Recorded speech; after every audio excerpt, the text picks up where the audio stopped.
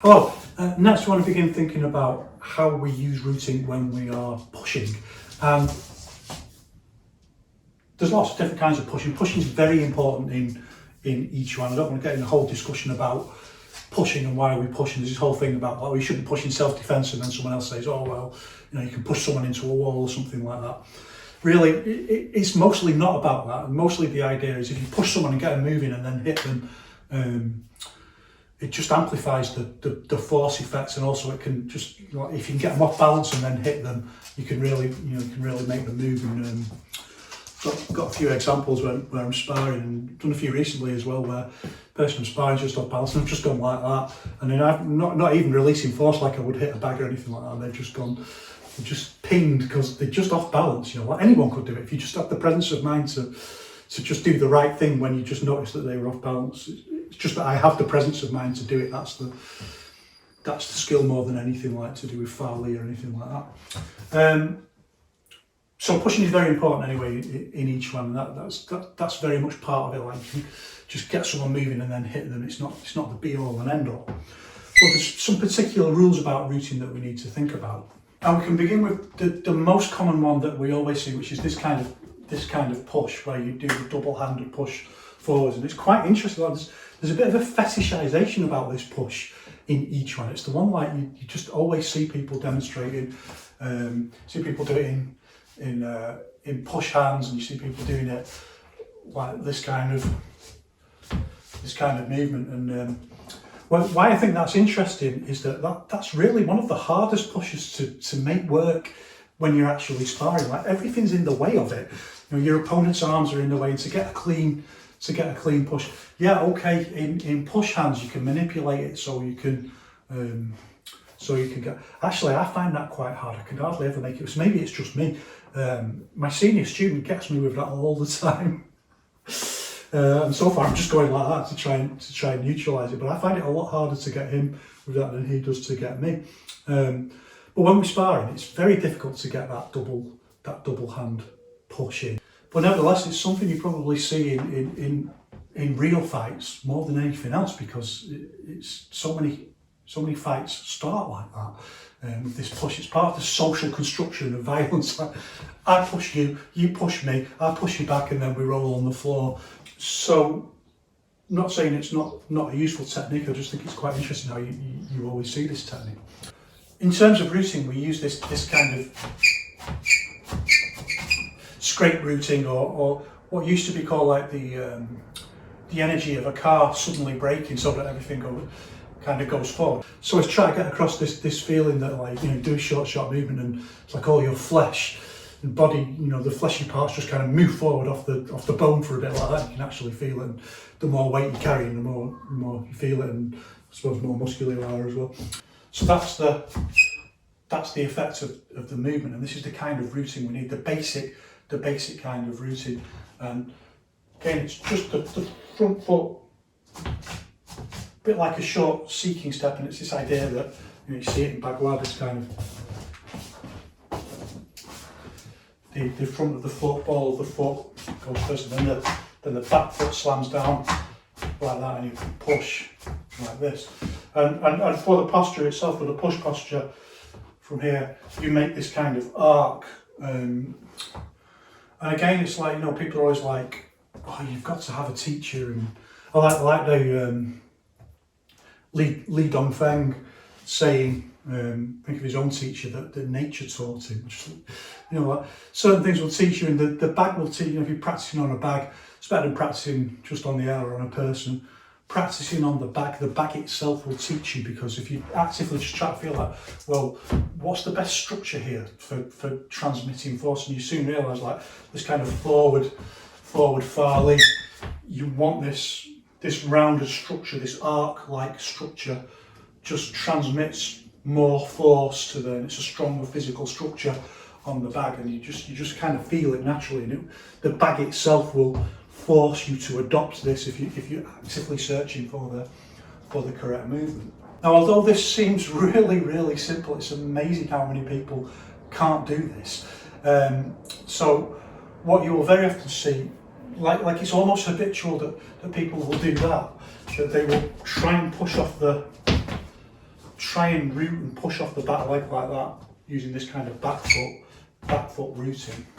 And you'll even see there's videos of really famous people doing it. I think Yiquan does it. Like, if possible, like if there's the possibility of a big step, so people say each one is short range, but if there's a possibility of doing a big step like that and getting this big push on it, then he does. So there's quite a lot of video of him doing that.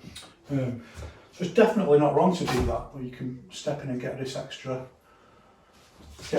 distance and therefore a little bit of extra force on it. But we start with this like the ideal scenario, you know, like the most excellent level of each one that we want is like, you know, small movement is better than big movement. And that's why we want to get this little. Yeah, but beginners you'll obviously do this, like this kind of where you brace from the back foot, root from the back foot. There's a couple of reasons why we don't want that. One is it's a little bit dangerous that you could, who knows what's there, like you could slip quite easily with it. So we've got to think about all these things, just like maximising our advantages all the time in the reality of a real fight. If you think we're very often real fights with people you don't know, I mean, most violence occurs in the home, I have to say. But real fights, occurring in a pub or a club or something like that on the street, and there's all kinds of things around, and every step you take is potentially like, there's something that's going to scupper you. So we don't necessarily want to do that, and also we want it to be faster. So we just want to be able to react very, very quickly with the movement. And also, third reason, it makes it a little bit more difficult to get this. Just makes it a little bit more awkward, whereas you can just flow straight into the quad, just goes back like that. Like you, I suppose, like aggressively twerking backwards this way, and this changes into this structure. And then the foot comes back like this. And you want to think a bit about the push itself, by the way. So have a look at what the target is that you're pushing. So there's a technique in Chen Tai Chi which is really, really simple. Someone puts a hand on your chest and you just lean forward. So they're pushing it like that and you just lean forward. So it just pushes the fingers back a little bit. I don't even like it on a bag. I'll usually turn my hands in this way. It feels odd on my wrist to do it flat like that most of the time. I usually turn in a little bit, and I might even do it completely flat like that. And most often I would prefer to do that. Like if I'm doing push hands or something like that, I very rarely do that. Feels odd on my wrists, and also it always just feels like I want to push in the chest, and then my fingers are like going to catch on the neck or the throat or something like that. And don't want to do that to someone in training. Like anyone who does push hands knows, like the fingernail injuries. That's why you see people wearing gloves very often doing it. The fingernail injuries. But I also just wouldn't want to accidentally catch that, and injure myself doing it. So to do it that way is, again, a little bit more bagua. And we come back to the start point. But we don't have to, so that's our next step, literally. So one of the issues that we have when we talk about Farley is that most people are still arguing about what it means rather than getting down to any practical training. But even when people can use Farley correctly, very often just seeing people doing individual movements, whereas what we really need is movements integrated into wider structure. So integrated into, kind of thing I'm doing on bag work, where boom, boom, boom, boom, and then hit in, far lead and hit again. And everything's far lead really, but I mean like structural push, hit, structural push, hit again, knee, whatever. And integrating it like that, or being able to do multiple different pushes in one combination. So we might want 1, 2, and then 1, and keep the foot forward. So don't always just practice like that. You can practice 1, 2, change, look into the cross. Like this. And this is a really good one to practice on the back. The 1, 2, get the bag moving and then hit the bag. Once you can get it moving with that push when you hit, it will make the hit look like significantly strong. I mean, obviously it can't change like the amount of force that you're producing, but it can put the object in a much more vulnerable position. So it's not, you know, the chain for a bag is its root if it's hung from above. It's got that solid, you know, if you just get it off its root a little bit and then hit it.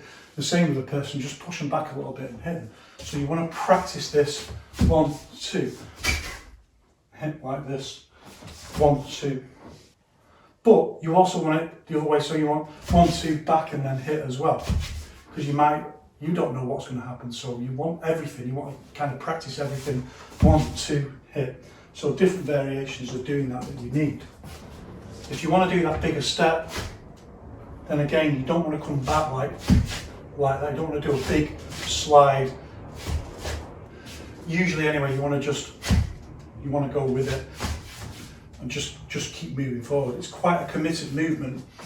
Once you find yourself here, then you're kind of committed to a bigger stance, so you're better off just going forward in most cases. So the next variation that we need is either a full step in with push or a switch step with push. And these are things you do see them in sparring, but you see them more in push hands. With the full step in, come through, so use just like a little bit of an arc.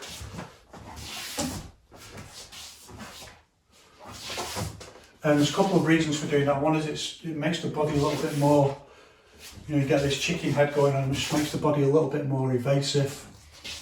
But it also when you do it, you can feel it generates a little bit more power that you kind of slingshotting into that final, rather than just doing it like that. Just a little bit, you can kind of get a little bit more flavour into the movement, and by flavour in this case I mean just like a little bit more zing on it. So you step through, keep the foot quite flat, and usually use the back foot pivot rooting, but you don't have to always. It could just be flat like that. Feels very unnatural for me to do that now. I have to, so 1, 2, and as the foot slides down, the back foot comes up and the pivot rooting is pushing back. So you can see, even though like I'm not hitting with my legs, but even the legs have got this kind of explosive movement. But they might, I mean, the opponent's leg might be there as well. And hit with the leg as well. So come through, hit this way. And if you come inside, you may well hit their front leg, but it's unlikely just because of the way feet are. You'd have to go a little bit like that. So 1, and then you push this way and pivot root. And the other way that you see all the time is with the switch step. Now, the way this is usually done is you don't push as the foot lands, so it kind of breaks this rule of the harmony of hand and fist. It's usually 1, 2, brace and hit. So if you see people doing it in push hands, there's just like a split second difference between it braces and then pushes. You can do it on the, exactly in line with the, as the back foot lands, the push lands, and that's probably a higher level skill. No, not probably, it is a higher level skill. It's just a little bit more difficult to pull off like that. But usually you'll see 1, 2, 1, 2 like that, and if you make it work, it's fine. But the actual, it's the same thing as with, like, if you're going to go for a punch and you go, or you're going to go 1, 2, or you're going to go 1, there might be a reason for doing it, or there might not. So either 1, 2, or 1 in one movement like that. Quite simple things. Next is moving back, and again, it's quite a simple idea. Just move back. We can do it like so. Do it from the front foot. You can do it to a flat-footed root like that. And the reason for not doing that, I mean, you can twist your ankle however you do it, but it just feels really like it would be quite a risk, like quite a twist risk to do it like that. You don't have to catch something a little bit oddly, whereas if you go onto this, it just feels much more in control. Again, when you do it like this, see your knees pointing out to the side, and that means that some structural force is going out to the side. It's not like omnidirectional force, if you want to think it like that, in a way that, say, if an arm's coming back, it's still contributing to this punch going forward, and if my back's going back, it's still contributing to that. It's not, it's just wasted force going that way. What I want is for this to turn in and point towards the target, because in this kind of linear push, it's a different kind of Thr3, and this is one of the things that's misunderstood, I think, a lot in Yiquan, that when we talk about Thr3, well, what we're really talking about is the ability to contribute every possible ounce of power that we possibly can in any particular posture, direction, and it's different in every direction, everywhere. There's different requirements that we've got to kind of learn and search for how to do that intuitively. So intuitively, I want this all in a line, because when we do this kind of forward, it's different, say, to, if I want to release force with my forearm this way, you know, everything's going round this way. It's different this way. It's a different kind of release force. It's not the same for every posture, and that's what a lot of people don't get. They don't get this essential idea in each one, that you've got to develop this ability, no matter whichever way you want to release force. It's different, and it has different routine requirements. In this case, we want everything contributing going forwards. 1, 2, this way. So this, as per usual, our back routing leg is pointing directly towards the target. So learn how to change. Move from there. So I'm going to push and then back into the. And notice here, 1, 2. I'm not necessarily coming up very far on this front pivot routine because it's too slow a movement. It's too awkward. 1, 2. Just a little bit, maybe flat or a little bit up. So adapting just a little bit. We don't want to do our full pivot like this. It's too awkward to land it like that and hit. Okay, don't start thinking like, well, how would I remember all of that? Like, you don't. Your body just naturally develops the ability to feel what's the right way to do it. Over time, you just develop that ability, that instinct, body instincts. So our next question is, what if the target's coming towards us, but then moves over here and we want to push this way? Well, it's quite simple. This foot's just going to move out, and we're just going to move this foot like this. So the hardest thing here, land that correctly with the kickback routine. Then just do this little sweep with the front foot. And again, you should be practicing these things, practice them in on a bag, then practice them in push hands, then sparring, and change this way. What matters is at the point of contact that you're back to the original position this way. It's quite simple. Now, very often you won't want to do 2 hands straight forward like that, and a lot depends on how your opponent is related to you, how they are physically positioned. You very often need to do this little step just to get both hands flat on the chest, if that's what you're going for. And again, it's not that easy, and it's not necessarily the right thing to do against a guard, because you don't necessarily want to be palm striking right into your opponent's elbows. And if you're going to go for the guard engage, as in putting your hands on their guard and moving them, it's a slightly different posture. You don't want to push straight in. You want to come down like that onto their arms, down, and then push once you've guard engaged, rather than pushing straight into the bone of the. Not always, I have to say, but usually if they've got a guard like that, there's just this tiny little down and then push move. just because it's quite a strong thing to push against, and it might not necessarily be the right thing to do. It just disrupts their root a little bit, just like the little, it's almost imperceptible, but just coming down onto the arms, like down and then push, like that.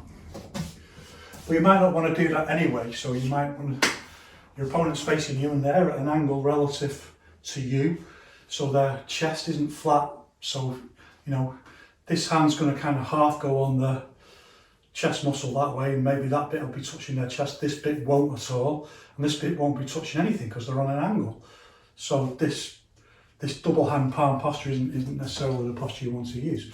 So another kind of push that we need to learn is this angled push this way, where we go in this way directly to the, or this way if they're angled the other way, and this way, push into the, so that your hand hits flat and the structure can get as much contact in this way. Because ideally we don't just want to touch with that bit, we want to hit with this bit that's directly in line with the bone. That's what wants to stab in, you know, right into the sternum and push that way. And you practice these first of all on the bag, just with straightforward pivot route, you know, just practice them on the air. Then we step. Again, it's just pivot routing or step pivot. Then exactly the same on the bag, and then just bring them into the bag, just practicing. And then again, you can practice them with a little move round, and this time we'll step pivot round with the front foot. Step, well, not too much because you don't want to go over on your ankle. It's a really good push to practice. It's probably more useful than the double palm push. This is my experience. The difficulty is getting the power in it. You'll feel when you do it on the bag, it kind of isolates the upper body a little bit from the rest of the body. So when you know, lots of people talk about the idea of your body integrated and whole body integration, and it's more sophisticated than just saying integrate your whole body. Actually, in different kinds of postures, separate off bits of your body from the other in ways that's just, it's impossible to overcome because it's just the nature of the. So again, when you do this kind of thing, so for example, if I'm pushing off this, my ability of my back leg to contribute to this is really limited in a way that it wouldn't be if I could go this way, it's in a direct line. But now even if I'm pushing around this way with it, it's contributing a minimal amount, so it begins to separate the upper body from the lower body. It's just in the nature of the movement itself. You can compensate a little bit, but I mean, you should be doing it with speed and power anyway, but so assuming that you are at full speed and power, there's very little you can do in terms of like the physicality to compensate for this partial separation of the upper body from the lower body. So what we then do is we introduce this concept that the power of a strike is partially determined by the strength of the target. It's something I talk about in the short stick videos. So hitting someone's guard right into the face with this is maybe going to be more useful than hitting them right on the arm. But if they're off balance, you can push them, and you see in sparring I do it all the time where I go for this, but it's usually just to check that limb as I come in with something else, or very often just a distraction, just like it's not even doing anything, it's just like their attention's just taken there for a second while I switch to something else. But you can definitely do it into the head, and so this isn't necessarily the right place to talk about it, but in terms of pushes, you can always keep the push engaged. It can be punches as well, punch and push in, but you can keep the push engaged, like into the guard. But you know, depending on their level, they're going to react. You know, within a second, they're going to react back to that. You turn it against yourself, but it can be useful just to push them a little bit and just bully them. But you can do it. You can't do that with every kind of boxing glove. Some stop you from doing that, but some you can do it, and obviously without any gloves on you can do it. Put into the chest. So sometimes when you're hitting into the chest, it's better not to think of it in terms of a push as such, because with a push you put more through force into it. You leave your hand in contact with the target longer to try and push them. It can be better to think of it as just Like Yao Zhongzun says, like the feeling of like when you're bouncing a basketball, you know, if you leave your hand on too long, it'll just kill the energy. But if you ping it, it can put more energy in, like that. But it's got to be solid and just try and hit into the sternum rather than trying to push them any kind of particularly off balance. But if they are off balance, it's surprising how easy it is to just push people. Easy peasy, in fact. So just to extend on that idea of like how the body can become kind of like the whole body integration can become lessened and limbs and body parts can become isolated. Even if you're doing everything perfectly, there's nothing you can do to counteract it. We can extend the idea from, so if you see like if I do a push this way, and it's quite an enclosed structural movement, so even if the back leg isn't necessarily able to contribute that much towards it, nevertheless the rest of this part of the body structure is. But if we change to a slap, it's almost exactly the same movement, but the arm has become even more isolated from the rest of the body now. We've lost this particular triangle here, so we've lost this kind of triangular force, and we've stretched it out. So most of the stress is just going to be in the shoulder joint, with just a little bit in the wrist and the elbow to kind of stabilise the strike. Then everything's just about how fast I can do that movement around my axis.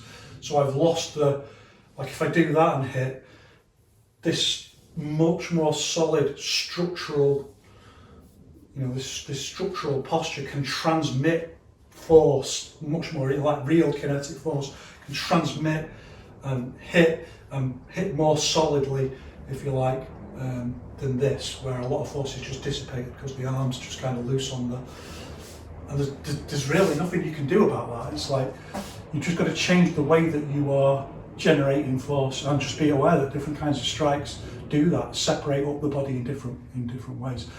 That's why when we use what we call short power, in short power you generally speaking lift all the structure up into lifting the structure into the shoulders. So although there's this kind of prohibition on lifting your shoulders for short power, you've got to do this it just makes the structure much stronger to hit at a much closer range. And you lift all the energy up into lift all the structure, like it's concertinaing up into the, to compensate for this like loss of structure. And what it's compensating for is you're losing this kind of, you know, like with a lever effect, like with a longer lever, you get a little bit more force in, and as it comes in closer, you start losing that, and again, your arms become isolated from the rest of your body in a different way. And it doesn't work to just move your torso like that. So you've got to start engaging these shoulders, and they're not just rigid. They're like, you know, they start getting involved a lot more than they normally would with a slightly longer range strike. It's just to reinforce that structure that you again lose. You lose it by being close, and you lose it by being further away. It's quite interesting. And the same thing applies like for the longer strikes if you hit low. So there's this posture in Chen Tai Chi Chuan where you hit low. It's a similar sort of thing where you've got to compensate there's a limit to how much force. It's never going to be as powerful as like a cross like that with a really big whole body integrated structure. It's always going to isolate the arm a little bit, and you're going to lose your structure in that way. So you just try and compensate for it. You try and compensate for it with sharpness, with more of that hitting a basketball feeling, so you can just get more of that slappy impact with it. And then the final thing I want to talk about is if you're going to push forwards, but then your target moves this way and you haven't got time to move your foot, and you've got to push this way. So there's a couple of things where you recognise there's this kind of bagua movement. First thing you want to do is the quad here drops in, and you push this, like keep the root flat, so both the feet are flat. You don't necessarily want to. The only time you would twist up is if they go really further this way, and the reason for this should be pretty obvious, that the more you twist the foot up, the more you're going to buckle over like this. So again, it's something that you know, you do intuitively. You don't necessarily have to think about it, because your body can feel that it needs to root in a certain way to retain its strength. So quack comes in, and body tilts this way. And I'm adapting to the tilt now by pushing with this hand flat. So I'm pushed this way, like this. And the head coming in is very much a trained, like I learned this in push-hands, where you push someone, you know, you successfully push them, but they grab, like to try and avoid being pushed back, they grab out and they hit in, so you've got to guard your head and watch for that. So you don't have to get scratched in the face a few times, like in push-hands, where you just start learning to just cover up a little bit. So one, head comes in this way, so drop, body tilts, and you change and you push this way. And we're almost into a kind of bagua. We're almost moving into a bagua kind of movement. Although I find it hard to do that. It's just instinct, I always want to do that. So one, two, this way. Drop. And this contributes a little bit to because it's contributing to this. But most importantly, keep this back foot flat, keep the front foot flat. Don't use any kind of pivot route. Just change this way. Only if they start moving that way, then you might want to change this way. And then you start seeing like the genius of bagua might has these kind of postures where they change and you flow this way. Drop and then, you know, rather than getting pushed over. Turn the push, even if you get pushed, you can change it into a shift back this way. That's a whole other story.